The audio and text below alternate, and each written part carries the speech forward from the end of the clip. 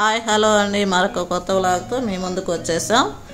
చూస్తున్నారు కదండి, రణపాల మొక్క ఇది.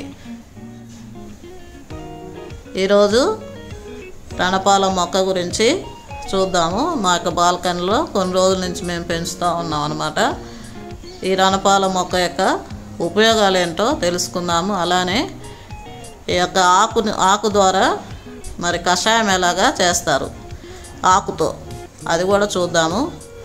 ఇప్పుడు ఒక మనిషికి 1 గ్లాసు కషాయం కావాలంటే 1 ఆకు సరిపోతుందండి. నేను ఈరోజు 2 గ్లాసులు మీకు చేసి చూపిస్తాను. కాబట్టి 2 ఆకులు అయితే మనం తీసుకుందాం ఇప్పుడు ప్రస్తుతం.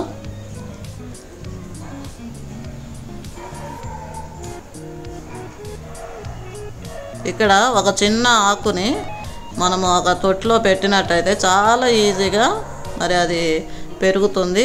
పెద్ద కష్టమేం కాదు. ఈ ఆకు ఒక చిన్న ఆకు వేస్తే మనకు చెట్టు వచ్చేస్తుంది. అదిగోండి, ఆ విధంగా గుచ్చేస్తే చాలండి. 2 గ్లాసులు మనం కషాయం తయారు చేస్తున్నాం కదా, 2 గ్లాసులు వాటర్ తీసుకున్నాం.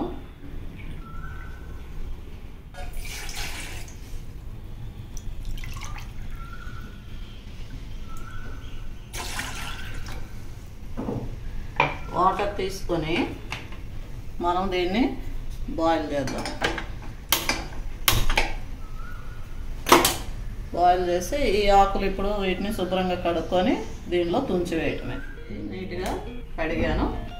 ఇవి తుంచేసుకోవడం అని చాలామంది దంచేస్తారు, కానీ నేను తుంచేసుకుంటే చాలు. ఇది చాలా పలుచుకుంటుంది కాబట్టి ఆకు దంచాల్సిన అవసరమే లేదు. ఈ విధంగా మనం చిన్న చిన్నవి చేసేసి దీంట్లో వేసేసుకోవడం అంతే. ఇప్పుడు దీన్ని ఒక 3 to 5 minutes బాయిల్ అయితే చాలు. ఎక్కువ అవసరం లేదు, ఎక్కువ కూడా చేయకూడదు. సర్వరోగ నివారణి మొక్క అంటారు. అలానే ఆకు నుంచి మొక్క వస్తుందండి, అందుకే మిరకల మొక్క కూడా అంటారు దీన్ని. ఈ రణపాల మొక్క ఆయుర్వేద మొక్క అనమాట. ఇప్పుడు గాల్బ్లాడర్లో అలానే కిడ్నీలో ఉన్న రాళ్ళని కరిగిస్తుందని 100% అయితే నేనైతే చెప్పలేను, కానీ చాలామంది రీసెర్చ్ చేసిన వాళ్ళు చెప్పారు కాబట్టి దాన్ని బట్టి నేను చెప్తున్నాను. కాబట్టి ఈ యొక్క రణపాల మొక్క ఖచ్చితంగా తీసుకున్నట్లయితే ఆ యొక్క కిడ్నీలో రాళ్ళు, గాల్ బ్లాడర్లో రాళ్ళు చాలా వరకు అయితే మరి తగ్గుతాయి, కరిగిపోతాయి అన్నమాట.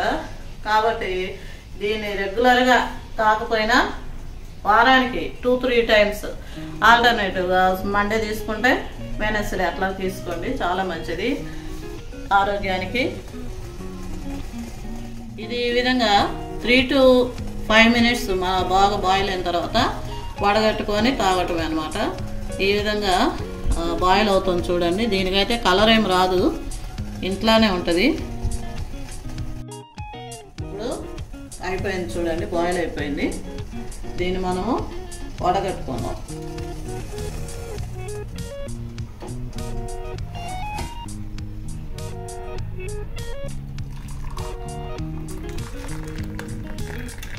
తెల్లగానే ఉంటుంది, ఒక కలర్ ఏం రాదు, కానీ చాలా మంచిది కాబట్టి ఆరోగ్యానికి ఏ విధంగా ఉన్నా కూడా మనం దీన్ని తీసుకోవాలి. కొంతమంది అయితే చూర్ణం అని అలా కూడా తింటారు, ఒట్టి ఆకు కూడా తింటారు, అంతేనండి.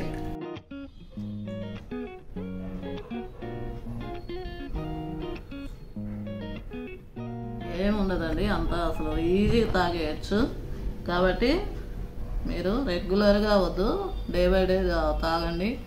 ఎన్నో వాటికి మంచిది కాబట్టి ఆస్తమా వాళ్ళ పేషెంట్స్కి కూడా ఎంతో రిలీఫ్ అంట. అజీర్తి వాళ్ళకి, ముఖ్యంగా బీపీ షుగర్ ఉన్న వాళ్ళు ఖచ్చితంగా దీన్ని తాగితే చాలా కంట్రోల్లో, మరి క్రమంగా టాబ్లెట్స్ కూడా తగ్గించుకునే స్థాయికి కూడా. థ్యాంక్ యూ వెరీ మచ్ అండి. మా వీడియోస్ నచ్చినట్లయితే లైక్ చేయండి, మా వీడియోస్ని షేర్ చేయండి, సబ్స్క్రైబ్ చేసుకోండి మా ఛానల్ని. Thank you.